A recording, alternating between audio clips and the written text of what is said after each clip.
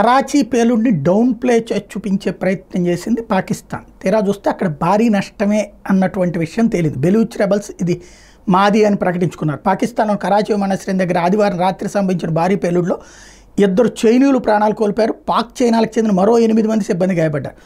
బాధితుల్లో China కాన్వాయ్కి భద్రత కల్పిస్తున్న పాక్ అధికారులు ఉన్నట్టు మీడియా చెబుతోంది.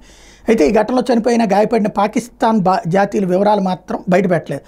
ఘటనా ప్రాంతంలో దట్టంగా కమ్ముకున్న పొగలు మంటలో కార్లు తగలబడుతున్న దృశ్యాలను స్థానిక మీడియా ప్రసారం చేసింది. ఈ ఘటనకి తమదే బాధ్యతని బెలూచిస్తాన్ లిబరేషన్ ఆర్మీ ప్రకటించింది. ఉగ్రవాదులు ఆ ప్రాంతంలోకి ఎలా చొరబడ్డారన్న విషయం మీద భద్రతా అధికారులు ఇప్పుడు దర్యాప్తు చేపట్టారు. ఎయిర్పోర్ట్ నుంచి బయలుదేరిన చైనా ఇంజనీర్లు వ్యాపారుల కాన్వాయ్ లక్ష్యంగా తమ ఆత్మాహుతి సభ్యుడు దాడికి పాల్పడినట్టు బెలూచ్ రెబల్స్ ప్రకటించారు. చైనా పాకిస్తాన్ జాయింట్ వెంచర్లో కొనసాగుతున్న పవర్ ప్రాజెక్టుకి చైనా సిబ్బంది వెళ్లాల్సి ఉంది. అక్కడికి వెళ్తూ ఉండగా ఈ దాడి జరిగింది. దాన్ని మొట్టమొదటి నుంచి వ్యతిరేకిస్తున్నది బెలూచ్ రెబల్స్ అనమాట.